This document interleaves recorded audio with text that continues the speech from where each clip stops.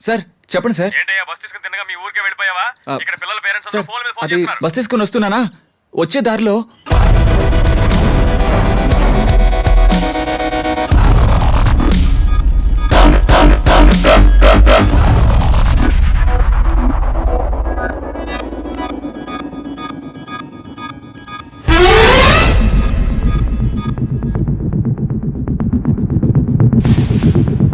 ఏం జరుగుతుందా ఇక్కడ? మన బస్సు నడ్డి రోడ్లో ఎలా తగలబడిపోతుంది? మన బస్సులో సగం బస్సులు ఓల్డ్ బస్సులు సార్. మెయింటెనెన్స్ కూడా సరిగ్గా లేదు. కాలిపోయిన బస్కి డ్రైవర్గా ఉన్న శంకర్ కూడా ఇదే చెప్పాడు. మిగతా డ్రైవర్ కూడా ఇదే చెప్పారు సార్. ఆ డ్రైవర్ ఇప్పుడు బయటే ఉన్నాడు, నేను పిలుస్తాను, మీరే మాట్లాడండి. 1 సెకండ్. చెప్పండి sir. Yes sir, yes sir, coming sir. Sir ఆయన వచ్చారు, వెళ్ళి తీసుకురండి త్వరగా.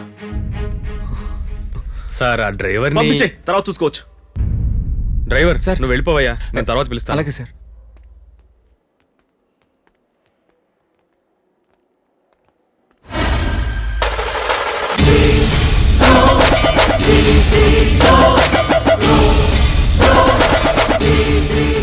మిమ్మల్ని నమ్ముకుని యూకే నుంచి వచ్చాను.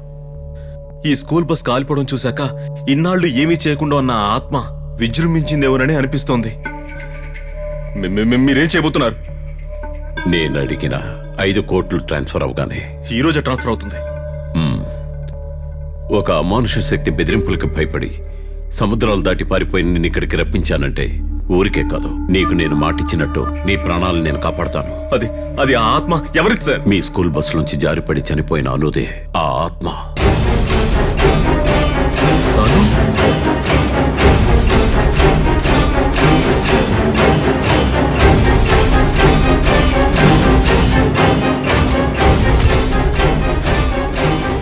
మీ స్కూల్లో డ్రైవర్గా చేరిన శివశంకరే ఆ అనుకి ఆయుధం.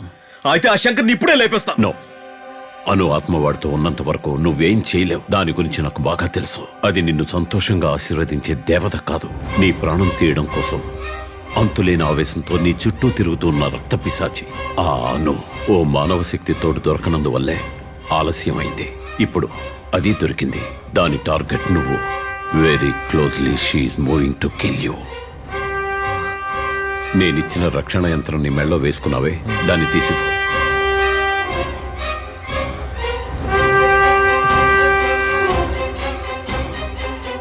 ఇవాళ ఈ రక్షణ యంత్రం నాకు అవసరం. ఆ ఆదికేశం నువ్వు చూసుకో, శంకర్ని అనుని నేను చూసుకుంటాను. దాన్ని బంధించి నీకు తెలియజేసే వరకు నువ్వు స్కూల్లోనే ఉండాలి. ఈ స్కూలే నీకు రక్షా కవచం.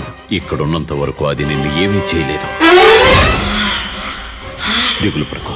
రేపు జూలై 2 తెల్లారేసరికి దాని ఆట కట్టిస్తాను.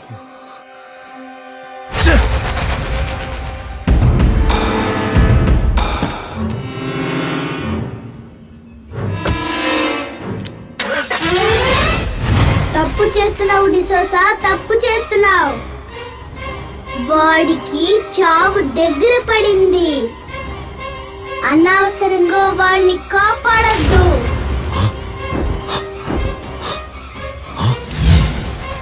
ఏ పిల్ల పిశాచి, నన్ను మీరి నువ్వేం చేయగలవు? ఇక నువ్వు ఈ భూమి మీద సంచరించేది ఒక్కరోజే. You can't do anything.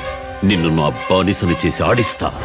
ఈ భూమి మీద నుంచి వెళ్ళేలోగా వాణ్ణి నేను చంపేస్తాను. నీ వల్ల అయితే అడ్డుకొని చూడు.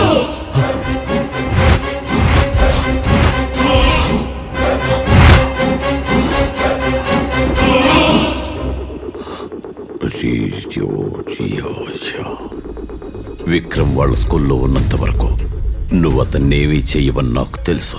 ఎందుకంటే ఈ స్కూల్ నీకు దేవాలయం లాంటిది.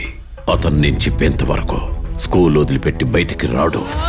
వస్తాడు, త్వరలోనే వస్తాడు. ఆ విక్రమ్ చంద్ మరణం జరిగి తీరుతుంది.